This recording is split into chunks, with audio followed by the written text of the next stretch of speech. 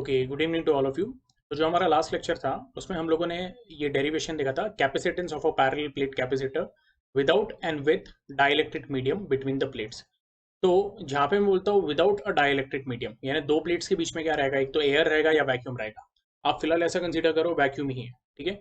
तो ऐसे केस में जो कैपेसिटेंस का फॉर्मूला आता है, okay, that comes to be C is equal to A epsilon not upon D. Okay, ये फॉर्मूला आप लोगों को ध्यान में रखना है। आपने इसको लर्न कर लिया तो भी चलेगा। ओके, तो जब दो पैरेलल प्लेट जो है, या फिर मैं ऐसा बोलूंगा कि जो पैरेलल प्लेट्स हैं उनके बीच में अगर कोई मीडियम नहीं है, डाइलेक्ट्रिक मीडियम नहीं है, अगर सिर्फ एयर या वैक्यूम है, तो ऐसे केस में जो उसका कैपेसिटेंस का फॉर्मूला रहेगा that will be A into epsilon not upon D, where A is what, तो A is the area of the plate. Okay, ये वाला एरिया, एक प्लेट ऐसी है और दूसरी प्लेट भी ऐसी है, दोनों एक दूसरे को पैरेलल हम लोगों ने की हुई। मैं वापस बता रहा हूँ, ये वाला एरिया वो एरिया कंसीडर करना है जो एक दूसरे को फेस कर रहा है। आपको आ रहा है समझ में? ये दो प्लेट्स हैं, तो आपको ये एरिया कंसीडर करना है, ठीक है। यस, एनीवे, सेकंड वाला जो था derivation, that was capacitance of a parallel plate capacitor with a dielectric slab between the plates. Okay, इसका एक जनरल फॉर्मूला हम लोगों ने डिराइव किया था, अगर आपको याद होगा। ओके, मैंने आपको पूरा लिख के भी दिया था ये। Okay, which was C is equal to a epsilon naught bracket a epsilon naught upon, okay, bracket d minus t plus t upon k. Okay, now where d is what, d is the gap between the parallel plates, and the t, the term t is what, it is the thickness of dielectric which is inserted inside. Okay, तो ऐसा भी हो सकता है ये जो thickness t है, it can be equal to d or it will be less than d, वो लेकिन d से ज्यादा नहीं हो सकती। ओके, ये तो क्लियर है, ये समझ में आ गया। उसके कुछ अलग अलग केसेस देखे थे। ओके, तो आज हम लोग उसके ऊपर के कुछ न्यूमेरिकल्स भी देखेंगे, सॉल्व एग्जांपल्स भी देखेंगे, ठीक है। तो ये कुछ केसेस थे। ओके, ये आप लोगों ने एक बार देख लेना है। आपको नहीं समझा होगा तो वापस एक बार पिछला लेक्चर देखो अच्छे से, ठीक है। कुछ डाउट्स हो गए तो मैंने आपको बोला है, आप मुझे कॉल कर सकते हो, ठीक है। अच्छा, आज जो हम लोग टॉपिक स्टार्ट करने वाले हैं, okay, that is concept of displacement current. तो बेसिकली अगर आप ये सर्किट डायग्राम देखोगे, ओके, तो मैं इसका थोड़ा साइज इंक्रीज कर दिया है, ठीक है। यस, तो आप देख सकते हो कि यहाँ पे एक डीसी सोर्स है, यानी आपका ये बैटरी है या सेल बोल सकते हो आप इसको, ठीक है। यस, ये जो सेल है वो उन्होंने एक कैपेसिटर को कनेक्ट किया हुआ है। ओके, और दिस कैपेसिटर सी, ये जो सी है वो थोड़ा सा बड़ा दिखाया हुआ है। इसका मतलब ऐसे नहीं कि एक्चुअली कैपेसिटर में गैप ज्यादा है, तो उसका रिप्रेजेंटेशन आपको समझ में आए इसलिए। और वो बड़ा भी क्यों दिखाया है वो मैं बताता हूँ, क्योंकि ये जो कैपेसिटर है इसके बीच में हम लोगों ने एक डाइलेक्ट्रिक प्लेस किया हुआ है, ठीक है। ये आपको ध्यान में रखना है। अच्छा, अभी हम लोग बोलते हैं कि बैटरी है या फिर इसको आप सेल बोलो, DC source, it is connected to a capacitor, okay, in series. और फिर ये कैपेसिटर जो है, ओके, तो हम लोग बोलेंगे इसका जो पॉजिटिव है, ओके, यानी कैपेसिटर का जो पॉजिटिव रहेगा that is connected to the positive of the battery, and capacitor का जो नेगेटिव रहने वाला है, यानी plate P2, that is connected, okay, to the negative of the cell, okay, और battery, okay, with the help of what, arrangement of की, ठीक है। यस, अब ये प्रोसेस में क्या होगा, आपको एक बात ध्यान में रखना है। जैसे ही आप की को क्लोज करेंगे तो इनिशियली सर्किट में जो करंट था वो क्या था, जीरो। देखो, एकदम सिंपल लॉजिक है। जब की ओपन था तो सर्किट में जो करंट का वैल्यू था वो क्या था, जीरो। अब जैसे ही हम लोगों ने की क्लोज कर दिया, ओके, तो इमीडिएटली क्या होगा, in a very small time interval, okay, जो करंट का वैल्यू है जीरो से बढ़ के क्या हो जाएगा, it will become maximum. Okay, ये पूरा थियरी पार्ट है, इसमें कुछ डेरिवेशन नहीं या कोई पर्टिकुलर ऐसा ओके पार्ट नहीं है जो मैं आपको सॉल्व करके दिखाऊंगा। तो हम लोग ये जो पार्ट है वो डायरेक्टली टेक्स्ट बुक में से ही देखने वाले हैं, ठीक है।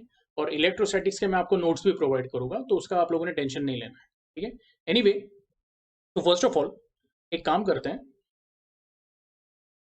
कि बहुत बच्चों को डाउट आता है कि सर ये एग्जैक्टली कैपेसिटर कैसा है। तो ये मैं बता देता हूँ, ये हुआ आपका capacitor. It is filled with dielectric, completely भी फिल्ड हो सकता है, पार्शियली भी हो सकता है, ओके, वो बात की बात है। ये आपका प्लेट P1 है, this is plate P2, okay. आप पूछोगे सर ये जो P2 है उसको अर्थिंग प्रोवाइड किया गया, यस। तो ये अर्थिंग दिखा देता हूँ मैं लाइक दिस, ओके, क्योंकि हम लोगों ने बेसिकली जो पैरेलल प्लेट कैपेसिटर है उसका जो कंसेप्ट देखा है, तो उसमें हम लोगों ने देखा है जो P2 है जहाँ पे नेगेटिव चार्ज इंड्यूस होता है, okay, that is to be connected to what, okay, earth, या उसको अर्थिंग हम लोग देते हैं। क्यों? तो उसके जो अपोजिट साइड पे पॉजिटिव चार्ज डेवलप होगा वो हमको क्या करना है, न्यूट्रल करना है। ये हम लोगों ने डिस्कस किया हुआ है पहले भी, ठीक है। तो आपके टेक्स्ट बुक में बस ये अर्थिंग का सिंबल नहीं दिखाया हुआ है। फिर हम लोग बोलते हैं कि यहाँ पे आपका एक डीसी सेल है, okay, direct current source you can से, और फिर आप यहाँ पे की दिखा दोगे लाइक दिस, तो मैं के बोल देता हूँ। तो P1 is connected to positive and P2 is connected to negative, okay. Now अच्छा, P2 जो नेगेटिव को कनेक्टेड है सेल के, it is connected through what, की के, ओके, ये आपको ध्यान में रखना है। तो जैसे ही हम लोग स्विच क्लोज करेंगे, ओके, यस, तो ऐसे केस में हम लोग क्या बोलेंगे कि जो ये सर्किट है वो कंडक्ट करने लगेगा। और इनिशियली जब की क्लोज नहीं थी तब करंट का वैल्यू क्या था, इट वाज जीरो। तो करंट का वैल्यू जीरो से बढ़ के एक मैक्सिमम वैल्यू ले लेगा, जिसको मैं बोल देता हूँ आईसी। ये आपको आ रहा है समझ में? लेटर से हम लोग बोलते हैं ना कि कोई बैटरी लगाया हम लोगों ने एक सर्किट में, तो उसमें जो करंट मैक्सिमम फ्लो हो रहा है, ओके, वो 5 एम्पियर का है। तो इमीडिएटली जब हम लोग की क्लोज करते हैं तब 5 एम्पियर रहता है क्या? नहीं। जैसे ही की क्लोज करते हैं तो in a very small time interval, in fraction of seconds you can say, current का वैल्यू जीरो से बढ़ के क्या हो जाता है, 5 हो जाता है। आप ऐसे बोल सकते हो, ऐसे केस में करंट का वैल्यू क्या होता है, इंक्रीमेंटल होते जाता है, यानी जीरो से एक पर्टिकुलर 5 एम्पियर या 10 एम्पियर उस पर पहुंचेगा। आई होप ये आपको समझा है। तो ये पहली इंपॉर्टेंट बात है। ऐसे इसमें हम लोग बोलेंगे जब वो मैक्सिमम, ओके, वैल्यू पे अपने पहुंचता है, उसको हम लोग आईसी बोलेंगे। वही टाइम पे हम लोग बोलेंगे कि यहाँ पे जो प्लेट P1 है वहां पे, अब मैं आपको ये पूरे प्लस साइन नहीं दिखाने वाला हूँ जैसे हम लोगों ने कैपेसिटर के डायग्राम में दिखाया था, मैं यहाँ पे सिंपली लिख देता हूँ, प्लेट P1 पे प्लस क्यू इंड्यूस हो जाएगा, एंड प्लेट P2 पे इस साइड पे दिखा देता हूँ माइनस क्यू इंड्यूस हो जाएगा। ये क्लियर है आप लोगों को? ओके। अब कैसे होगा, इसमें आप अलग अलग लॉजिक लगा सकते हो। आप ऐसे बोल सकते हो कि आपका जो कन्वेंशनल करंट है आईसी, आप ऐसे दिखाते हो लाइक दिस। कन्वेंशनल करंट यानी क्या है, तो अगर कोई स्टैंडर्ड यूनिट पॉजिटिव चार्ज होता या यूनिट टेस्ट चार्ज होता, तो वो इलेक्ट्रिक फील्ड में से कैसे फ्लो होता। तो अगर स्टैंडर्ड यूनिट चार्ज होता प्लस क्यू होता, तो प्लस क्यू कैसे फ्लो होता, okay, from positive to negative, यानी पॉजिटिव से रिपेल होता और नेगेटिव की तरफ अट्रैक्ट होता। और उसके लिए एक पाथ पहले से ही हम लोगों ने क्या किया हुआ है, यहाँ पे डाला हुआ है, और वो पाथ कौन सा है, तो मेटालिक कंडक्टर है। ये आपको आ रहा है समझ में, कॉपर वायर है, ऐसे समझ लो। अब क्या हो रहा है, जैसे ही मैंने की क्लोज किया, तो आप ऐसे समझ लो कि रियल में जो करंट फ्लो होता है that is because of flow of electrons. तो आप ऐसे बोल सकते हैं कि यहां से जो इलेक्ट्रॉन्स हैं वो प्लेट P1 से इलेक्ट्रॉन्स क्या हो गए, एक तरह से निकाले जाएंगे, और वो जो इलेक्ट्रॉन्स हैं वो अपोजिट डायरेक्शन में फ्लो होगा, जिसको हम लोग बोलते हैं इलेक्ट्रॉन करंट। लेटर से वो इलेक्ट्रॉन करंट को मैंने IE बोल दिया। तो आपको ये पता होना चाहिए कि IC is the conventional current, और उसका जो मैग्नीट्यूड है it is always equal to what, electron current, okay, yes. तो ये जो इलेक्ट्रॉन है, ओके, ये इलेक्ट्रॉन हम लोग क्या बोलते हैं, it gets attracted towards the positive, और बाद में नेगेटिव से रिपेल होके जो प्लेट P2 है, ओके, उसके ऊपर जाके वो डिपॉजिट हो जाता है। इस तरह से भी आप इसको कंसिडर कर सकते हो। तो ये जो मैं बता रहा हूं अभी, दिस इज व्हाट, कि यहाँ पे हम लोग बोल रहे हैं कि इलेक्ट्रॉन्स प्लेट P1 जो है, ओके, तो P1 से इलेक्ट्रॉन्स क्या कर रहे हैं, हम लोग निकाल रहे हैं, ओके। तो P1 से अगर इलेक्ट्रॉन निकाल रहे हैं तो P1 प्लेट जो है उसके ऊपर पॉजिटिव प्लस क्यू इंड्यूस होगा, और वो इलेक्ट्रॉन कहाँ पे जा रहा है, तो हम लोग बोल रहे हैं P2 पे जा रहे हैं। तो P2 पे उतना ही equal and opposite negative Q क्या होगा, डिपॉजिट होगा। और ये जो प्रोसेस है इसमें हम लोग क्या बोलेंगे, एक तरह से कैपेसिटर क्या हो रहा है, चार्ज हो रहा है, और वो अपने पूरे कैपेसिटी पे चार्ज हो रहा है।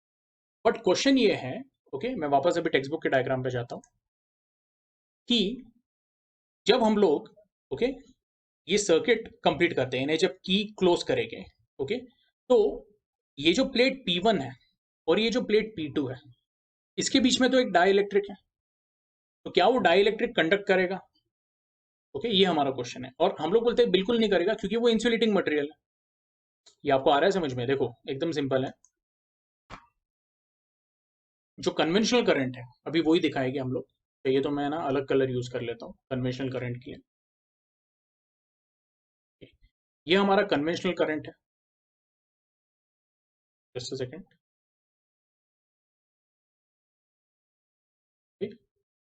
ये कन्वेंशनल करंट है।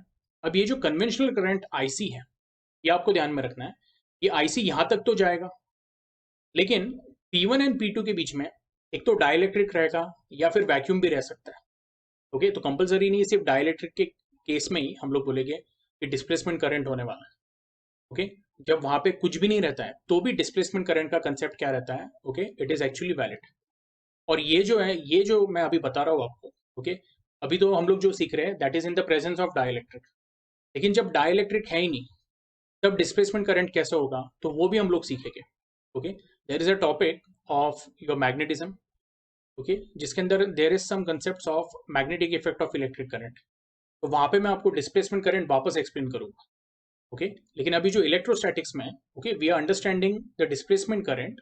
ओके, अब डिस्प्लेसमेंट करंट एग्जैक्टली क्या है उसके ऊपर आएंगे हम लोग, लेकिन अभी इतना आपको बस ध्यान में रखना है कि now we are understanding the displacement current in the presence of a dielectric medium. Okay, ये देखो, इसको मैं इस तरह से मार्क कर देता हूँ, यानी P1 एंड P2 के बीच में there is some kind of dielectric medium. यहां तक क्लियर है? ओके, नाउ तो क्वेश्चन ये है हमारा कि आईसी यहां तक तो जाएगा P1 तक, लेकिन P1 एंड P2 के बीच में क्या है? इंसुलेटिंग मटेरियल है। ओके, लेकिन फिर भी हम लोग बोलते हैं कि from this part of the wire, यानी प्लेट P2 से लेके जो आपका नेगेटिव टर्मिनल है, वहां पे भी करंट आईसी फ्लो होता है। वो क्यों फ्लो होता है तो वो हमें समझना है। ठीक है, यस, तो वो समझने के लिए सबसे पहले टेक्स्ट बुक का जो बेसिक पार्ट है वो हम लोग रीड कर लेते हैं। Okay, we know that the electric current, इसको मैं छोटा कर देता हूं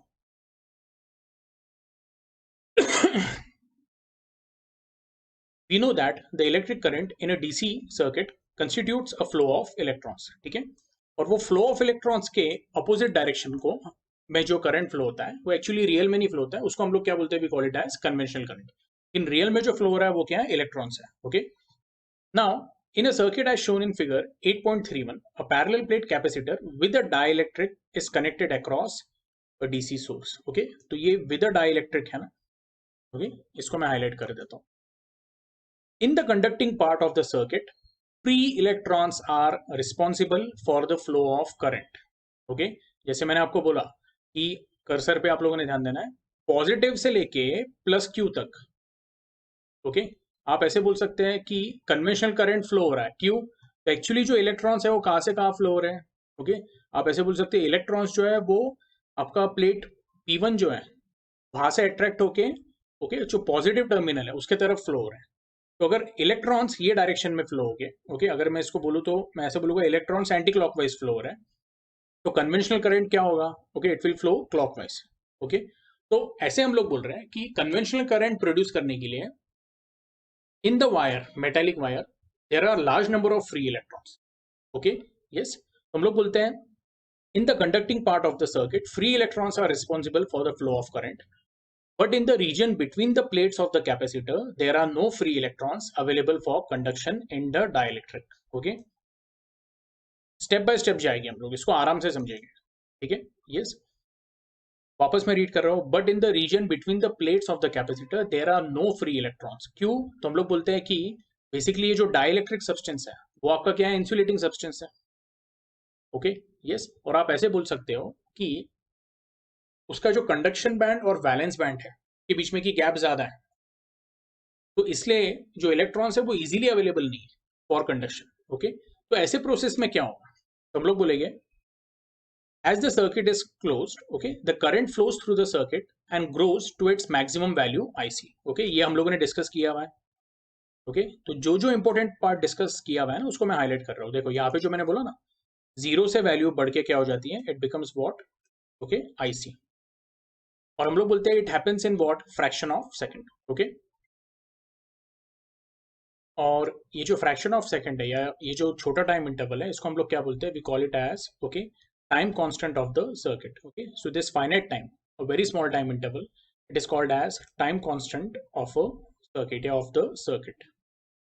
तो अभी तक जो भी मैंने सिखाया है या समझाया आपको वो तो आपको समझ में आ गया है। ओके, यस, ऐसा मैं होप करता हूँ। Second, now the conduction current IC is found to be same everywhere in the circuit except inside the capacitor।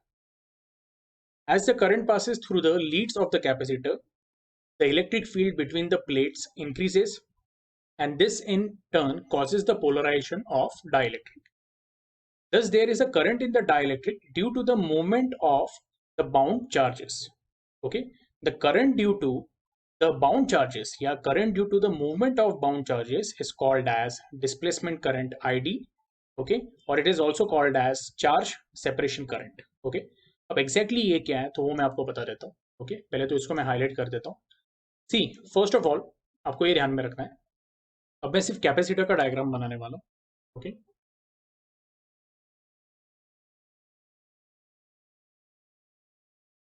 ये हो गई हमारी प्लेट P1, ये हो गई हमारी प्लेट P2, ओके. फिलहाल सिर्फ इसके ऊपर हम लोग कॉन्सेंट्रेट करेंगे. ये जो कैपेसिटर है उसको ही मैंने बड़ा बताया यहाँ पे, ठीक है. This is connected to the positive of the cell. तो यहाँ पे प्लस क्यू इंड्यूस हो गया है और इधर क्या हो गया है, माइनस क्यू, ठीक है. अब आपको एक बात ध्यान में रखनी है, ओके. ये जो plus Q and minus Q induce हुआ है, ओके, इन्हें आप ऐसे भी बोल सकते हैं अंदर की तरफ. और ये जो प्लेट्स P1 एंड P2 है, ओके, आपको ये ध्यान में रखना है, ओके, कि ये जो प्लेट्स P1 एंड P2 है, इनके बीच में क्या होने वाला है, एक यूनिफॉर्म इलेक्ट्रिक फील्ड सेट होने वाला है. और ये इलेक्ट्रिक फील्ड किसमें से पास हो रहा है, थ्रू द डाइलेक्ट्रिक, ओके. तो अभी मैं डाइलेक्ट्रिक कैसे दिखाऊंगा, एकदम सिंपल है. डाइलेक्ट्रिक रिप्रेजेंट करने के लिए what I will do is I use blue colour, okay. यहाँ पे ये बताना चाहता हूँ, यहाँ पे हम लोगों ने डाइलेक्ट्रिक ये किया, ठीक है. या फिर एक काम करते हैं, कैसे दिखा सकते, ठीक है. ये जो इलेक्ट्रिक फील्ड है उसको मैं ऐसे दिखा देता हूँ, okay, from positive to negative, ये ठीक है. ये अप्लाइड इलेक्ट्रिक फील्ड है, ठीक है. अब अंदर का जो मटेरियल है, ओके, यस, तो हम लोग क्या बोलेंगे, वो जो डाइलेक्ट्रिक मटेरियल है उसमें क्या होने वाला है, पोलराइजेशन फिनोमेना होने वाला है. पोलराइजेशन क्या है तो मैंने आपको लास्ट लेक्चर में बताया, ठीक है, यस. तो डाइलेक्ट्रिक की जो एक साइड है वहां पे नेगेटिव चार्ज इंड्यूस हो जाता है, और जो दूसरी साइड है which is close to the negative plate, वहां पे पॉजिटिव चार्ज इंड्यूस हो जाता है, ठीक है, यस. और वो अपना खुद का एक इलेक्ट्रिक फील्ड सेट करता है.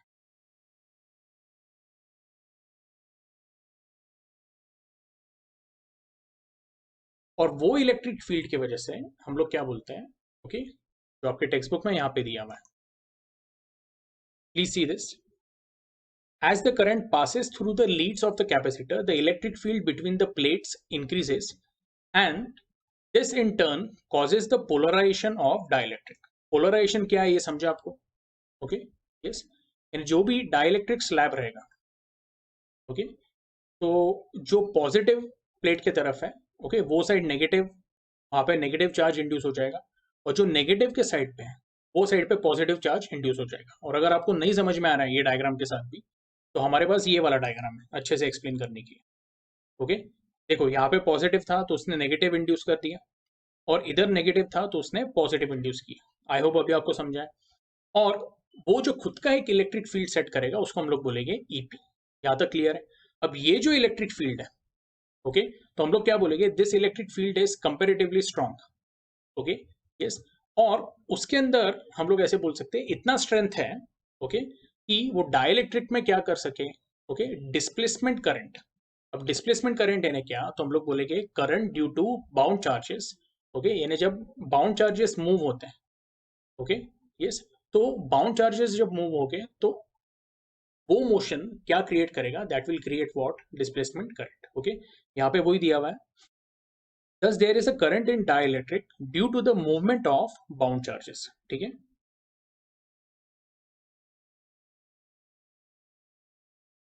अब आप पूछोगे sir movement of bound charges, तो इसमें बाउंड चार्जेस क्या हो सकते हैं, तो it can they can be ions also, positive ion, negative ion, या फिर इलेक्ट्रॉन्स हो सकते हैं, ओके. लेकिन ये हम लोग बोलेंगे कि वैलेंस बैंड के इलेक्ट्रॉन्स रहेंगे, okay, which are very far from conduction band.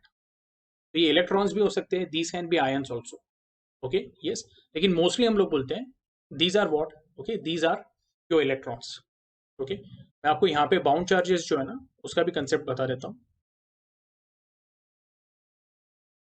हम स्टार्टिंग में डाइलेक्ट्रिक का जो था उसमें हम लोगों ने देखा था कुछ चीज़ें जो रहती है ना वो आप लोगों को एकदम अच्छे से ध्यान में रखना है। आप जब फिजिक्स में कोई पार्ट पढ़ रहे हो ना, आपको कुछ अगर नहीं, आप उसको कनेक्ट नहीं कर पा रहे हो, तो इमीडिएटली आपने क्या करना है, जो पहले का पार्ट है उसको थोड़ा गो थ्रू कर लेना है। ठीक है, अभी यहाँ पे मैं आपको बाउंड चार्जेस दिखा देता हूँ कि बहुत लोगों को ध्यान नहीं रहेगा अगर उन्होंने प्रॉपरली उसको रिवाइज नहीं किया हुआ है। ओके, बेसिकली बाउंड चार्जेस इन्हें क्या रहता है, ओके, तो हम लोग बोलते हैं कि कंडक्शन बैंड में, ओके, जो इलेक्ट्रॉन्स है वो छोड़ के बाकी जितने भी इलेक्ट्रॉन्स एंड प्रोटॉन्स हैं वो हम लोग बोलते हैं they are what, they are bound charges. Okay, तो यहाँ पे देखते हैं, ओके यस यहाँ पे आ गया। Okay, see the nucleus which consist of a positive ions, okay, and the electrons of the inner shells remain held in their fixed position. Okay, these immobile charges are called as bound charges.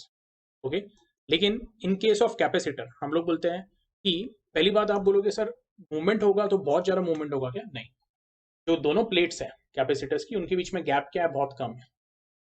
Okay, definitely movement होगा लेकिन बहुत ज्यादा नहीं होगा। Okay, और वो movement की वजह से जो जब बाउंड चार्जेस मूव होंगे, ओके, तो they will give rise to what, okay, they will give rise to a concept which is called as what, displacement current. ठीक है, यस, तो जो डिस्प्लेसमेंट करंट है हम लोग बोलेंगे, वापस मैं रिपीट कर रहा हूँ, there is current in the dielectric due to the movement of bound charges. Okay, the current due to the bound charges is called as displacement current which is IT. Okay, अब मैं आपको एक और बात clear कर देता हूँ। Okay, definitely IC और आईडी का वैल्यू क्या रहेगा? सेम रहेगा। ओके, क्योंकि यहां से भी मुझे उतना ही क्या करना है, ओके, उतना ही करंट कंडक्ट करना है। मेरे को इलेक्ट्रिक फील्ड क्या करना है? प्रॉपरली मेंटेन करना है थ्रू आउट द सर्किट। तो जितना आईसी का वैल्यू है उतना ही आईडी का वैल्यू रहेगा। ठीक है, अभी आप बोलोगे सर आईडी का वैल्यू लेकिन अपोजिट डायरेक्शन में रहेगा, क्योंकि जब हम लोग बोल रहे हैं यहाँ पे जो फील्ड ड्यू टू पोलराइजेशन है, इलेक्ट्रिक फील्ड, ओके, वो ये पॉजिटिव से ये नेगेटिव की तरफ है, तो आईडी कैसे दिखाएंगे? तो हम लोग बोलेंगे ID will be what, in the opposite direction of IC, अगर आप उसको as a conventional current represent कर रहे हो। ये आपको आ रहा है समझ में? Okay, yes, so anyway we can now derive an expression between IC and ID। यानी derive an expression between IC and ID क्या? तो हम लोग ये प्रूव करना चाहते हैं कि IC का value is equal to what, ID। Okay, बहुत सिंपल है। तो first of all we'll say we can infer that the charge produced on the plates of capacitor is due to the electric field, okay, E, and this charge Q is given by what, A into K into epsilon naught into E। अभी आप बोलोगे sir ये formula कहाँ से आया अचानक से? तो बहुत ही सिंपल है कि हम लोगों ने कैपेसिटेंस का जो फॉर्मूला देखा हुआ है उससे हम लोगों ने ये फॉर्मूला निकाला है। कैसे? तो कैपेसिटेंस के लिए जब उसके बीच में प्रॉपरली डाइलेक्ट्रिक फील्ड किया हुआ है, ओके, तो हम लोग बोलेंगे it is A epsilon naught into K upon D. यहां तक क्लियर है? Can I say capacitance is nothing but charge per unit potential which is equal to what, A epsilon naught A upon D। Okay, now can I say this Q is nothing but equal to, ये V इधर आ जाएगा, ये हो जाएगा V upon D into A into epsilon naught into K, and by the definition V से जो electric field होता है या इलेक्ट्रिक इंटेंसिटी होता है that is equal to dV upon dx। Okay, so अगर आप एक जो पर्टिकुलर पॉइंट है उसको अगर जीरो लेते हो, जीरो पोटेंशियल का, और एक हायर पोटेंशियल का लेते हो, तो dV का वैल्यू क्या हो जाएगा? V minus zero, that is going to be what, V upon dx का वैल्यू यानी क्या रहेगा? तो distance between the plates P1 and P2, ये पहले भी डिस्कस किया हुआ है सॉरी तो V अपॉन D आपका बन जाएगा is going to be E into A into epsilon naught into K. I hope आपको ये रिलेशन समझा है, लेकिन शायद उन्होंने कैपिटल Q के जगह पे स्मॉल q यूज किया। ठीक है, so Q is nothing but equal to A into K into epsilon naught into E। ठीक है, हम लोगों ने E into A into epsilon naught into K लिखा हुआ है। ओके, एक ही बात है। ठीक है, यस, सो एनीवे अब ये जो आपको इक्वेशन मिला है, ओके, क्या हम लोग बोल सकते हैं कि जो भी अप्लाइड फील्ड है उसके वजह से प्लस क्यू चार्ज क्या हो गया है? इंड्यूस हुआ है। यहाँ पे देखो, तो ये जो प्लस क्यू चार्ज एक तरह से इंड्यूस हो रहा है, ओके यस, उसको हम लोग क्या करेंगे, अब ये प्लस क्यू अगर इंड्यूस हो रहा है तो इसको हम लोग डिफरेंशिएट करेंगे, क्यों, तो यहाँ पे हम लोगों को डिस्प्लेसमेंट करंट निकालना है, ओके। लेकिन जितना ये प्लस क्यू इंड्यूस हो रहा है ना, आप ऐसे समझ लो उतना ही प्लस क्यू क्या है, उतना ही या उतना ही माइनस क्यू वैल्यू के इलेक्ट्रॉन्स फ्लो हो रहे हैं। मैंने आपको एकदम स्टार्टिंग में ही बताया था कि यहाँ पे ओके जो प्लस क्यू इंड्यूस हो रहा है वो क्यू इंड्यूस हो रहा है P1 पे, तो उससे हम लोग इलेक्ट्रॉन्स निकाल रहे हैं माइनस क्यू का, और वो माइनस क्यू के जो इलेक्ट्रॉन्स है ओके वो पॉजिटिव की तरफ अट्रैक्ट हो गए, then it will move through the cell, okay, and negative से रिपेल होके वो प्लेट P2 को चार्ज करेंगे। ये मैंने आपको बताया था लॉजिक, ठीक है, यस। इसका मतलब क्या है कि यहाँ पे जब इलेक्ट्रॉन्स माइनस क्यू वैल्यू के फ्लो हो गए, तो मैं बोलूंगा कि जो इलेक्ट्रॉन करंट रहेगा उसका मैग्नीट्यूड क्या रहेगा, माइनस क्यू यानी क्यू उसका मैग्नीट्यूड। तो मैं ऐसे बोल सकता हूँ कि I C is equal to I E is equal to what Q, अगर मैं सिर्फ मैग्नीट्यूड की बात करूँ। और आपको ये तो पता है आई सी जो है it is basically what conventional current, okay, यहाँ तक क्लियर है आपको। बेस्ड ऑन दैट लॉजिक हम लोग बोलते हैं differentiating the above equation, okay, we get D Q upon D T is equal to okay A into K into epsilon naught. ये तीनों जो टर्म है वो कांस्टेंट है, इसको हम लोगों ने बाहर ले लिया, ठीक है, और बचा क्या हमारे पास D upon D T, okay. अब D Q upon D T is the conduction current I C, कैसे है वो मैंने अभी आपको एक्सप्लेन किया। माइनस क्यू जो है चार्ज इलेक्ट्रॉन वो इस तरह से फ्लो हो रहा है, यानी from the plate P1 to the plate P2, और जितना नेगेटिव चार्ज फ्लो होगा उतने ही वैल्यू का कन्वेंशनल करंट रहेगा, जिसको हम लोग बोलते हैं आईसी, ओके। यहाँ तक क्लियर है, okay. So we'll say IC is equal to what, dq upon dt, which is equal to A into K into epsilon naught dE by dt, okay. Therefore can we say dE upon dt is equal to what, IC upon okay A into K into epsilon naught, okay। फिलहाल क्या है ना, पूरा एक साथ highlight हो रहा है, ठीक है, तो हाईलाइट कर देते हैं हम लोग। अब यहाँ पे इंपॉर्टेंस क्या है वो मैं बताता हूँ, okay.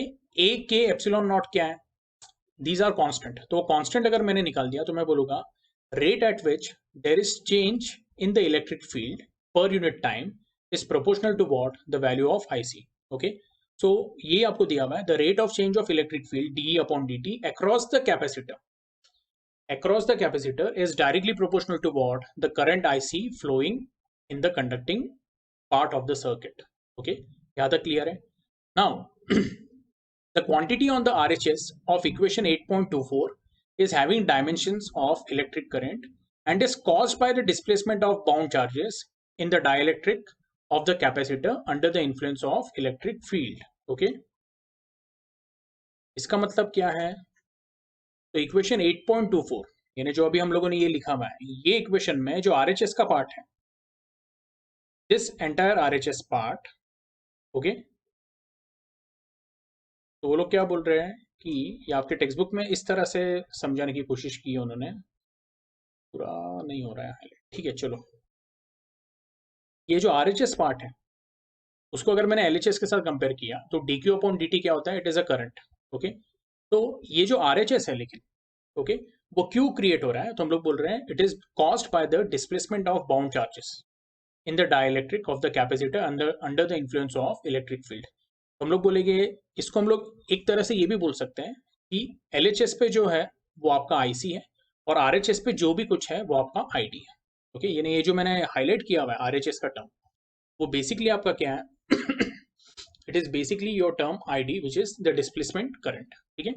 Hence we directly prove it that IC का value is equal to what, ID, okay। This current called displacement current is equivalent to the rate of flow of charge dq by dt, which is also equal to what, IC in the conducting part of the circuit, okay। In the absence of any dielectric between the plates, okay, of the capacitor, K is equal to 1, okay। This is in case of what, for air or vacuum, the displacement current ID is given by what, A epsilon bracket d by dt, okay. यानी अगर dielectric नहीं भी रहा तो भी displacement current रहेगा, कैसे रहेगा, क्यों रहेगा, ओके। अभी आप उतना सोचो मत, क्योंकि आप बोलोगे सर अगर वैक्यूम रहा, सपोज एयर छोड़ देते, अगर वैक्यूम रहा तो ऐसे केस में तो बाउंड चार्जेस भी नहीं है। अभी हम लोगों ने थोड़ी देर पहले क्या डिस्कस किया, ओके, जो हम लोग बोलते हैं कि यहाँ पे आईडी क्रिएट हो रहा है, वो किसकी वजह से हो रहा है? Displacement of bound charges. ठीक है, ये देखो मैंने ऊपर भी क्या किया हुआ है, इसको हाईलाइट किया हुआ है। The current due to the bound charges is called as displacement current, ID, बराबर है। लेकिन अगर हम लोग ऐसे बोल रहे हैं, okay, in the absence of any dielectric between the plates for air और वैक्यूम, चलो एयर भी छोड़ देते हैं, अगर मैं वैक्यूम की बात करूंगा तो आप बोलोगे सर वैक्यूम का मतलब कोई भी सब्सटेंस नहीं है, और अगर कोई भी सब्सटेंस नहीं है तो वहां पे, ओके, बाउंड चार्जेस भी नहीं रहेंगे। बाउंड चार्जेस यानी क्या है? तो हम लोग बोलते हैं कि जो हमारे पॉजिटिव नेगेटिव आयंस है, या फिर हम लोग बोलते हैं जो पॉजिटिव न्यूक्लियस है आपका, और जो ऑर्बिट 1, ऑर्बिट 2, ऑर्बिट 3, जितने भी आपके, ओके, वैलेंस बैंड के अंदर के जो भी लेवल के इलेक्ट्रॉन्स हैं, वो भी आपके क्या आ जाते हैं? तो बाउंड चार्जेस के अंदर ही आते हैं। ओके, और वैलेंस बैंड भी in case of you can से नॉन मेटल्स, वैलेंस बैंड के भी जो इलेक्ट्रॉन्स हैं वो कंडक्शन बैंड से काफी दूर है, तो उनको भी हम लोग इंक्लूड कर सकते हैं इन बाउंड चार्जेस। यहाँ तक क्लियर है? लेकिन वैक्यूम में तो ये सब है ही नहीं, प्रोटॉन्स या आयंस या कुछ है ही नहीं, तो भी फिर हम लोग बोलते हैं कि जो डिस्प्लेसमेंट करंट है, ओके, वो कैसे प्रोड्यूस होता है। तो वो हम लोग क्या है ना, अभी मैंने आपको बोला था कि ये जो पार्ट है ये हम लोग magnetic effect of electric current में भी देखने वाले हैं। ओके, ये जो मैग्नेटिज्म टॉपिक रहेगा उसके अंदर ये कवर होगा, उसका टेंशन नहीं लेना है। ओके, लेकिन अभी के लिए ये समझ लो, ओके, कि जब डाइलेक्ट्रिक प्रेजेंट है तब आपको ये ध्यान में रखना है कि displacement current is due to what? Movement of bound charges. लेकिन अगर वैक्यूम रहा तो डिस्प्लेसमेंट करंट कैसे प्रोड्यूस होता है वो भी हम लोग देखेंगे, उसका आप लोगों ने टेंशन नहीं लेना है। लेकिन वो हम लोग किस में देखेंगे? In magnetic effect of electric current. Okay, yes, या जो अभी आपका न्यू टेक्स्ट बुक है उसमें मैग्नेटिज्म टॉपिक है, उसमें हम लोग वो स्टडी करेंगे। ठीक है, एनीवे, तो सिंपल है। अभी अगर सिर्फ वैक्यूम है तो के का वैल्यू हम लोग 1 सब्स्टिट्यूट करेंगे, आपको मिलेगा I D is equal to what? A epsilon bracket D by D T. As a broad generalization of displacement current in a circuit containing a capacitor, it can be stated that the displacement currents do not remain confined to the space between the plates of the capacitor. Okay, yes, a displacement current ID exists at any point in space where there is time varying electric field. Okay, इसका मतलब क्या है? तो अगर आप इसको ध्यान से देखोगे, ID is equal to A epsilon naught bracket DE upon DT. Okay, yes, अगर आपने ए एप्सिलॉन नॉट निकाल दिया तो आपको क्या मिलेगा? ID is proportional to what? ID is proportional to DE by DT. तो ये आपको ध्यान में रखना है कि अगर कोई वैक्यूम या स्पेस है, ओके, अभी ये ध्यान से सुनना है, आप लोगों को थोड़ा सा इसमें कंफ्यूजन भी हो सकता है। इमेजिन करो एक है, वैक्यूम है या एक स्पेस है जहां पे मटेरियल ही नहीं है, ओके, लेकिन वहां पे इलेक्ट्रिक फील्ड तो डेफिनेटली प्रेजेंट हो सकता है। ओके, यस, तो एक इलेक्ट्रिक फील्ड प्रेजेंट है, लेकिन ये इलेक्ट्रिक फील्ड क्या हो रहा है? फ्लक्चुएट हो रहा है, चेंज हो रहा है। ओके, और ऐसे केस में हम लोग बोलेंगे कि the change in the electric field with respect to time that will be what? D upon dt। तो अगर वैक्यूम में if there is change in electric field with respect to time, वहां पे भी हम लोग बोलेंगे there will be a concept of what? ID, which is what? Displacement current. ये आपको आ रहा है समझ में? वो डिस्प्लेसमेंट करंट कैसे होगा? हम लोग बोलेंगे it will be equivalent of something which is called as current. Okay, yes, वही मैं आपको बोल रहा हूँ, ये हम लोग डिटेल में जो है वो मैग्नेटिज्म या magnetic effect of electric current में सीखने वाले हैं।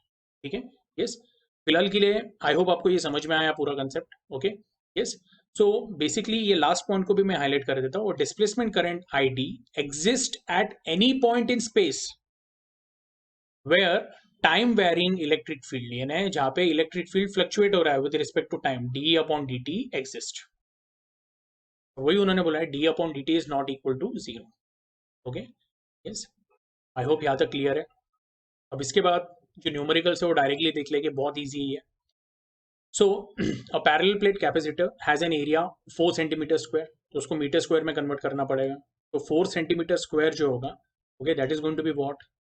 4 इंटू 10⁻⁻⁴ मीटर स्क्वायर। ओके, ये कुछ छोटी छोटी चीज है जो आपको पता होनी चाहिए। 1 सेंटीमीटर कितना होता है? 10⁻² मीटर। 1 सेंटीमीटर इज 10⁻² मीटर, तो 1 सेंटीमीटर स्क्वायर क्या हो जाएगा? 10⁻² का स्क्वायर और मीटर स्क्वायर, तो वो हो जाएगा 10⁻⁴ metre square. Okay, yes, now what they have said is and a plate separation of 2 mm, 2 mm में कितना होता है, तो 2 इंटू 10⁻³ मीटर। ओके, और एप्सिलॉन नॉट का वैल्यू मैंने स्टार्टिंग में ही दिया हुआ है आपको लेक्चर के। Epsilon not is 8.85 into 10⁻12 coulomb square पर न्यूटन मीटर स्क्वायर। ओके, अब कैपेसिटेंस का फॉर्मूला पता है कि अगर पैरेलल प्लेट कैपेसिटर है और कोई डाइलेक्ट्रिक नहीं है तो उसका फॉर्मूला सिंपल है, C is equal to A epsilon not upon D। Okay, तो इसमें सॉल्व करने ऐसा कुछ नहीं है, इसमें आपने वैल्यू सब्स्टिट्यूट की है, तो ये हो जाएगा 8.85 इंटू 10⁻, अगेन यहाँ पे -12 है, ये इन्होंने प्रॉपर नहीं दिया हुआ है। ओके, इसको मैं हाईलाइट कर देता हूँ, यहाँ पे गलती है, तो यहाँ पे -12 आएगा इंटू 4 इंटू 10⁻। ओके, अब 4 इंटू 10⁻, अगेन क्या है, -4 है। ओके, ये छोटी छोटी चीजें हैं जो इन्होंने गलती की हुई है। ओके, तो इसको मैं हाईलाइट करते जा रहा हूँ। अब ये इजी सम है तो आप लोगों ने खुद से नोट कर लेना है, ठीक है। अपॉन अगेन 2 इंटू 10⁻, ये देखो यहाँ पे -3 है, उन लोगों ने सिर्फ 3 लिया हुआ है। ओके, तो इसको अगर आप सॉल्व करोगे तो ये हो जाएगा 4/2 इज 2, 2 इंटू 8.85 वो हो जाएगा आपका 17.7। ओके, यस, तो ये जो आपका आंसर आएगा वो मैं आपको यहाँ पे बता देता हूँ। ओके, कैलकुलेशन कुछ इस तरह से आएगा आपका, 8.85 इंटू 2 वो बन गया आपका 17.7। ओके, इंटू बचा क्या है यहाँ पे 10⁻12।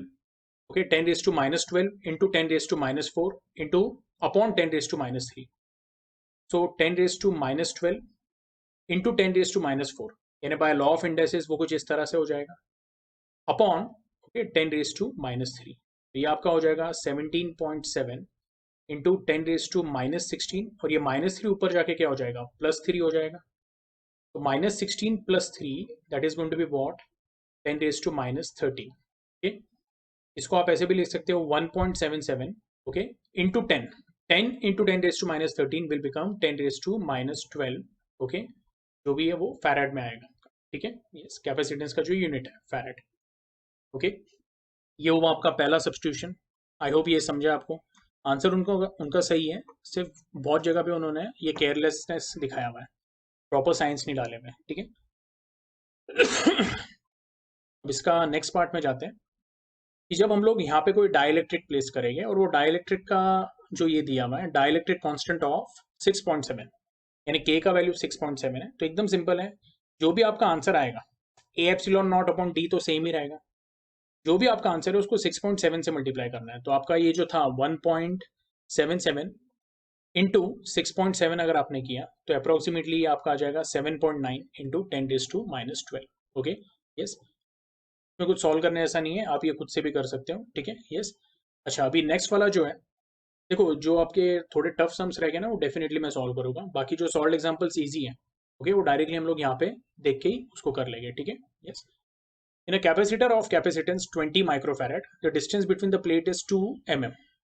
If a dielectric slab of width 1 mm and a dielectric constant 2 is inserted between the plates, what is the new capacitance? Okay, तो पहले उन्होंने दिया हुआ है कि कैपेसिटेंस का वैल्यू दिया हुआ है, कितना दिया हुआ है 20 microfarad. What is 20 microfarad, 20 into 10⁻⁻6 farad. Okay, conversion बहुत इंपॉर्टेंट है। ओके, प्लेट्स के बीच में का जो डिस्टेंस है 2 mm है, यानी कितना हो गया 2 इंटू 10⁻3 मीटर, ठीक है। और यहाँ पे ये भी दिया हुआ है dielectric constant 2 okay is inserted between the plates, what is the new capacitance. Okay, if a dielectric, sorry इसको इस तरह से देखना है, if a dielectric slab of width 1 mm and dielectric constant 2, यानी विड्थ 1 mm उसका मतलब स्मॉल टी का वैल्यू कितना है, तो it is 1 into 10⁻³ metre. Okay, और डाइलेक्ट्रिक कांस्टेंट कितना दिया है, के इज गिवन एज 2। तो सबसे पहले आपको ये ध्यान में रखना है कि पहले ऐसे देख लेते हैं कि अगर डाइलेक्ट्रिक कांस्टेंट नहीं होता, ओके, तो डाइलेक्ट्रिक कांस्टेंट नहीं होता, सिर्फ दो पैरेलल प्लेट्स है, तो उसके लिए फॉर्मूला क्या है, C is equal to A epsilon not upon D। और अगर डाइलेक्ट्रिक कांस्टेंट हम लोगों ने फिल किया है वहां पे, ओके, कंप्लीटली फिल किया है गैप या पार्शियली फिल किया है, दोनों ही केसेस के लिए या कोई भी केस के लिए हम लोग बोलते हैं एक general formula which is what, C dash is equal to A epsilon not upon D minus T plus T upon K, ठीक है। यस, तो आपके पास सी डैश का वैल्यू है या सी डैश का फॉर्मूला है, सी का फॉर्मूला है, so C dash upon C, L H S upon L H S, या फिर आप ऐसे भी बोल सकते हो सी अपॉन सी डैश, तो वो क्या हो जाएगा, तो C upon C dash will be equal to A epsilon not upon D divided by A epsilon not upon D minus T plus K. Okay, A epsilon naught क्या हो जाएगा, cancel हो जाएगा, और ये जो डिनोमिनेटर में it will come in what, numerator. Okay, yes, again ये भी वर्किंग में आपको दिखा देता हूँ यहाँ पे। ओके, तो c is equal to what, a epsilon naught upon d divided by c dash, which is equal to, okay, a epsilon naught upon d minus t plus t upon k, this is in bracket, तो ये cancel हो जाएगा और ये जो term है ये ऊपर आ जाएगा न्यूमरेटर में। Okay, so we'll get c upon c dash is nothing but equal to d minus t plus t upon k whole upon D. ठीक है, यही आपके टेक्स्ट बुक में भी फॉर्मूला दिया हुआ है। ओके, आई होप ये समझा है। अब डी टी, फिर बाद में अगेन यहाँ पे टी एंड के का वैल्यू सब्स्टिट्यूट करो, डी का वैल्यू सब्स्टिट्यूट करो, what you will get is, again same mistake उन्होंने यहाँ पे की भी है, ये 2 इंटू 10⁻³ है। ओके, इसको हाईलाइट करते जाता हूँ, तो 2 इंटू 10⁻³ माइनस 1 इंटू 10⁻³, तो 2 mm minus 1 mm, it is going to be what, 1 mm, यानी 1 into 10⁻³ plus, okay, t upon k, यानी 1 into 10⁻³ okay upon k, k का वैल्यू यानी क्या है, it is going to be 2, तो ये आपका क्या बन जाएगा, basically this is going to be, okay, 2 minus 1, it is going to be 1, यानी 1 mm, okay, प्लस हम लोग बोल रहे हैं it is going to be 1/2 यानी 0.5, यानी हो गया 1.5 इंटू 10⁻³ ये जो भी मैंने 3 यहाँ पे किया हुआ ना वो -3 actually, 1.5 into 10⁻³ upon 2 into, okay, again ये क्या होगा आपका 10⁻³, so 1.5 into 10⁻³ upon 2 into 10⁻³ okay, 10⁻³ cancel हो जाएगा, आपको मिलेगा 1.5 upon 2 is equal to 20 upon c। Okay, yes, इसको अगर आप सॉल्व करोगे 20 अपॉन, सॉरी मेरे ख्याल से सी डैश है, is equal to 1.5 upon 2 which is nothing but equal to 3 upon 4। Okay, आपको सी डैश क्या मिलेगा, इट विल बी 4 इंटू 20 हो जाएगा ये, that is going to be 80 upon 3 which is nothing but equal to, can I say this going to be, okay, 3 2 6 remainder 20, 3 6 18, okay, again आपका 2 है, तो 26.67, okay, ये आपका आंसर आएगा। 26.6 ओके 67 जो भी है माइक्रो फैरेड, ये जो आपका 20 किस में है, 20 माइक्रो फैरेड में दिया है, तो उन्होंने उसको फैरेड में नहीं लिया है, सिंपली उसको उन्होंने माइक्रो फैरेड में लिया है, तो आपका जो फाइनल आंसर आएगा वो भी किस में रहने वाला है, it will be in micro farad. ठीक है, इसके बाद जो नेक्स्ट डेरिवेशन है that is energy stored in capacitor. Okay, तो आपको इतना ध्यान में रखना है, basically capacitor is a device which is used to store energy. Charging a capacitor means transferring electron from one plate of the capacitor to the other. Hence work will have to be done, okay, by the battery in order to remove the electrons against the opposing forces. Okay, इसका मतलब क्या है, तो ऐसे imagine कर लेते हैं, मैं आपको यहाँ पे डायग्राम दिखा देता हूँ, या फिर अपना ये डायग्राम पहले से ही है। ओके, तो देखो जैसे जैसे आप इसको चार्ज करते जाओगे, यहाँ पे धीरे धीरे पॉजिटिव चार्ज आते जाएगा। अब हम लोग क्या बोल रहे हैं कि पूरी तरह क्यू चार्ज नहीं हुआ है, ये जो प्लस क्यू है ना, ओके, इसका कुछ ही पार्ट आया उसके ऊपर, लेट अस से Q/2, लेकिन हम लोग बोलेंगे ये Q/2 आया है, ये कब तक इलेक्ट्रॉन्स निकलते रहेंगे उसमें से, मैंने आपको जैसे यहाँ पे दिखाया मैं, ये जो पॉजिटिव टर्मिनल है वो इलेक्ट्रॉन्स को क्या करेगा, ड्रॉ करेगा। अब ये जो इलेक्ट्रॉन्स हैं, ओके, अभी यहाँ पे ऐसा समझ लो कि इंटरमीडिएट स्टेज है कि Q/2 चार्ज डेवलप हो गया, लेकिन हम लोगों को क्यों डेवलप करना है, तो मुझे और इलेक्ट्रॉन्स निकालने पड़ेंगे। अब जब वो मैं इलेक्ट्रॉन्स निकालूंगा ना, ओके, तो आप ऐसे समझ लो ये जो प्लस Q/2 है वो ये इलेक्ट्रॉन्स को क्या करेगा, अट्रैक्ट करेगा, या फिर वो उसको अपोज करेगा कि बाबा तू जा मत। समझ में आ रहा है आपको? ओके, यस, लेकिन फिर भी हम लोग क्या बोलेंगे, ओके, यहाँ पे जो बैटरी है it is doing all the necessary work, okay, to remove more electrons and ये जो Q/2 का वैल्यू है उसको हम लोग ओके Q में कन्वर्ट करना चाहते हैं। ये आपको आ रहा है समझ में? तो हम लोग क्या बोलते हैं, ग्रेजुअली क्या कर रहे हैं, वी आर रिमूविंग इलेक्ट्रॉन्स। और जैसे जैसे इलेक्ट्रॉन्स रिमूव कर रहे हैं ओके, तो वहां पे प्लस Q चार्ज डेवलप होते जा रहा है। तो जैसे जैसे आप इलेक्ट्रॉन्स रिमूव कर रहे हैं ना, तो आपको वर्क करना पड़ रहा है, and this work is basically stored in capacitor in the form of electrostatic okay potential energy. अब work done to charge a capacitor okay, अभी आपको आया समझ में कैसे? तो जब आप इलेक्ट्रॉन्स निकालते जाओगे ओके, तो आप एक तरह से वर्क कर रहे हैं to develop a positive charge. पहले से वहां पे कुछ पॉजिटिव चार्ज है, लेकिन वही पॉजिटिव चार्ज अपना वैल्यू बढ़ने के लिए, यानी Q/2 से Q जब हो रहा है उसको भी वो अपोज करेगा। तो उसके लिए आपको वर्क करना पड़ेगा ओके, और वो क्यों अपोज करेगा? तो आप जो इलेक्ट्रॉन्स और एक्सट्रैक्ट करोगे वहां से, वो इलेक्ट्रॉन्स को वो क्या करेगा, अट्रैक्ट करेगा, एक तरह से उसको अपोज करेगा कि बाबा तू वहां पे जा मत ओके, या फिर पॉजिटिव टर्मिनल के पास जा मत। ये आपको आ रहा है समझ में? ये इलेक्ट्रॉन्स पॉजिटिव टर्मिनल की तरफ जाने वाले, तो उसको ये जो Q/2 है इनिशियली, वो उसको क्या Q/2 Q/3 जो भी है, जो भी इंटरमीडिएट स्टेज रहेगा ओके, उसको वो अपोज करेगा। एंड ये प्रोसेस में आपको वर्क करना पड़ता है, and this is nothing but work done to charge a capacitor to a particular value. ठीक है, अब वो जो डेरिवेशन है वो हम लोग देख लेते हैं। तो first of all what will say is, कहाँ पे था ये okay, a capacitor is a device used to store energy. Charging a capacitor means transferring electron from one plate of the capacitor to other. Okay, यानी P1 से हम electron okay निकाल रहे हैं और P2 के ऊपर क्या कर रहे हैं, डिपॉजिट कर रहे हैं okay. Hence work will have to be done by the battery in order to remove the electrons against the opposing forces. Opposing forces एक मैंने डिस्कस किया हुआ है कि जो पॉजिटिव Q/2 है, एक एग्जांपल ले लेते हैं कि Q/2 चार्ज डेवलप हो चुका है, वो इलेक्ट्रॉन्स को जाने नहीं देगा, और वो इलेक्ट्रॉन्स को चलो हम लोगों ने Q/2 से खींच भी लिया, लेकिन फिर उसको नेगेटिव प्लेट पे अपने को डालना है। तो नेगेटिव चार्ज पहले से प्लेट के ऊपर है, उसके ऊपर और इलेक्ट्रॉन्स ऐड करने के लिए आपको वर्क करना पड़ेगा। तो ये दो क्या है, these are the two opposing forces. ये आपको आया समझ में ओके, वही आपको दिया हुआ है, these opposing forces arise since the electrons are being pushed to the negative plate which repels them, and electrons are removed from the positive plate which tends to attract them. Okay, yes, I hope आपको ये directly statement में समझ में आ गया। ठीक है, in both the cases the forces oppose the transfer from one plate to another. As the charge on the plate increases, opposition also increases. Okay, this work done is stored in the form of electrostatic energy okay, in the electric field between the plates okay, which can later be recovered by discharging a capacitor. Okay, इसलिए हम लोग बोलते हैं capacitor is a device which can store okay electrical energy. Sorry.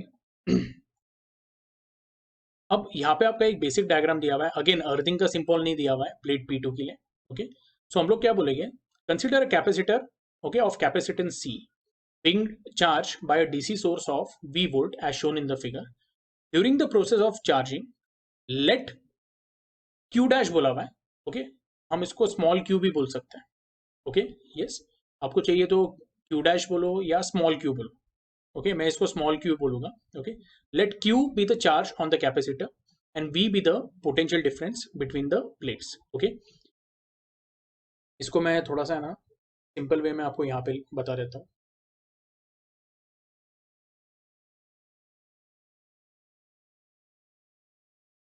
ये आपका capacitor है, ये आपका बैटरी है, पॉजिटिव नेगेटिव। आपका एम क्या है कि आपको इसको plus Q and minus Q इस तरह से दो चार्जेस डेवलप करने हैं, आपको उतना उसको उतना चार्ज करना है, प्लस क्यू जीरो से प्लस क्यू चार्ज करना है। लेकिन अभी हम लोग क्या बोलेंगे, यहाँ पे जो चार्ज डेवलप हुआ है वो स्मॉल प्लस क्यू है। स्मॉल प्लस क्यू क्या है, इट इज इंटरमीडिएट चार्ज।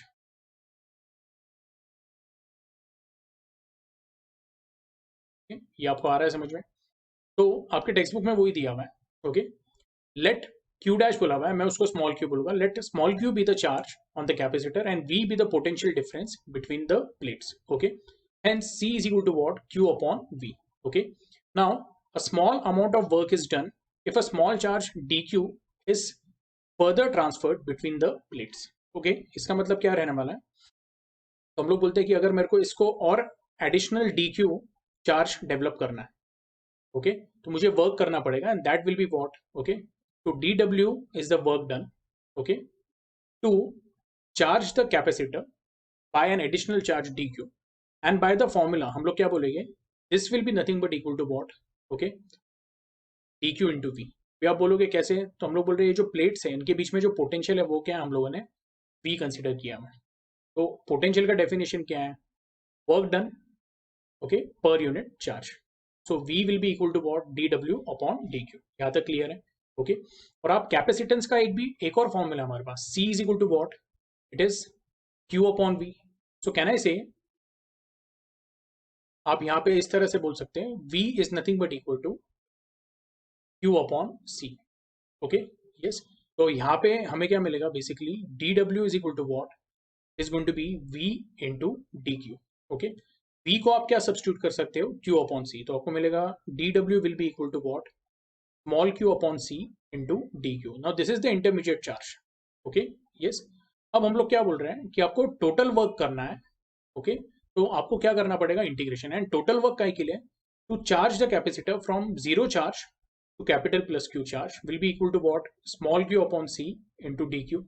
अब C जो है वो तो कैपेसिटर का कांस्टेंट है, ओके उसका value a epsilon k upon d होने वाला है, उसको बाहर ले लिया, and integration of q dq will be equal to what, q square upon 2। इसलिए मैंने यहाँ पे q डैश नहीं लिखा, ओके क्योंकि बच्चों को वो कंफ्यूजन होगा। तो ये हो गया q square upon 2, this is between the limits 0 to plus q, ये आपका हो जाएगा 1 upon c, this will become capital plus q square, okay upon 2 minus 0 square upon 2, okay 0 square upon 2 को निगलेक्ट कर लेते हैं, w will be equal to what, it will be q square upon c, this will be half, यानी जो upon 2 है वो इस तरह से लिख दिया मैंने।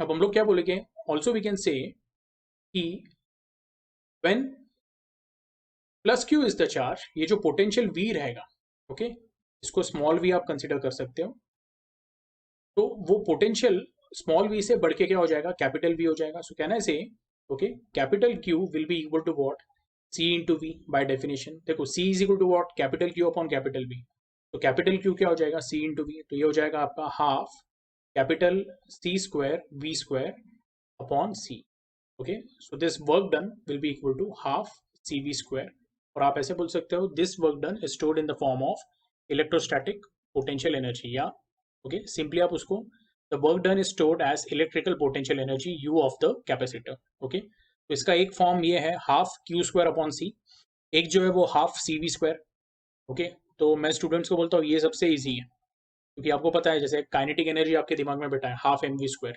तो जो कैपेसिटर में जो एनर्जी स्टोर होती है वो होता है half C V square, okay which is also equal to what, half Q into V, okay yes. ये सेम फॉर्मूला हम लोगों ने रीअरेंज करके ये तीन अलग अलग रिलेशन निकाले में, half Q square upon C, half C V square and half Q into V, ठीक है यस।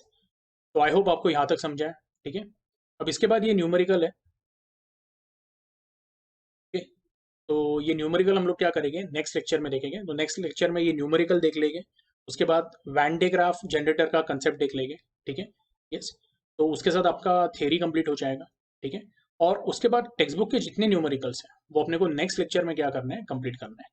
रही बात थ्योरी क्वेश्चंस की, तो उसके मैं आपको प्रॉपर नोट्स देने वाला हूँ, ओके यस उसका आप लोगों ने टेंशन नहीं लेना है, लेकिन इसका मतलब ये भी नहीं कि आप लोगों ने खुद के नोट्स बनाने नहीं है, ओके यस प्लीज ये आप लोगों के प्रॉपर रजिस्टर होने चाहिए। फिजिक्स के लिए एक रजिस्टर बोलते हैं ना, एक बड़ा 4 कॉइल का एक आप रजिस्टर ले लो, फिजिक्स के लिए एक रजिस्टर हो गया, केमिस्ट्री के लिए हो गया, मैथ्स के लिए हो गया, ओके और जिनका बायो होगा उन्होंने भी अपना एक बायो के लिए भी रजिस्टर बना लो। जो भी हम लोग वीडियो लेक्चर्स दे रहे हैं, ओके आपने इंपॉर्टेंट पॉइंट्स उसमें नोट करने हैं, आपके प्रॉपर खुद के नोट्स होने चाहिए, ये आदत आप लोगों ने डालनी चाहिए, ओके और ये आपको बहुत हेल्प करेगी, स्पेशली जब आप इंजीनियरिंग को जाओगे, ओके यस खुद के notes banana is always good, क्योंकि जब आप वो नोट्स बनाते हो ना, तो आपका टॉपिक वापस आपके माइंड में रिवाइज होता है, ओके यस। और एक और बहुत इंपॉर्टेंट बात है जो आप लोगों को समझनी चाहिए, लेक्चर देखते वक्त इंपॉर्टेंट पॉइंट्स नोट करना, ओके इससे आपका जो अटेंशन लेवल है ना वो भी बहुत इंप्रूव होता है। अगर आप नोट्स नहीं बनाओगे ना तो आप सिंपली वो लेक्चर हाँ देखते रहोगे। बहुत बार ऐसा होगा कि आपको लगेगा ये पार्ट हमको आ रहा है, चलो इसको स्किप कर देते हैं थोड़ा, ऐसा होता है। Okay, yes. तो वो जो है ना, वो केयरलेसनेस या रेकलेसनेस हम लोगों को नहीं रखना है। Okay, go for okay preparing notes. खुद के नोट्स हमेशा आप बनाओ, बहुत बेनिफिशियल होगा, मार्क माय वर्ड्स। ओके, और ये नोट्स अगर आप जब बनाते हो ना, सीईटी पॉइंट ऑफ व्यू से भी बहुत इंपॉर्टेंट है। ओके, एनीवे, तो आज के लिए हम लोग क्या करेंगे, यहाँ पे स्टॉप करेंगे। नेक्स्ट लेक्चर जो रहेगा इसमें हम लोग पूरे न्यूमेरिकल्स कंप्लीट कर लेंगे। ओके, ज़्यादा न्यूमेरिकल्स नहीं है। ओके, और अगर हुआ पॉसिबल तो नेक्स्ट लेक्चर में हम लोग एक 50 क्वेश्चंस की जो शीट रहेगी वो भी स्टार्ट कर लेंगे। Okay, to solve. ठीक है, आज के लिए हम लोग क्या करते हैं, यहाँ पे स्टॉप करते हैं।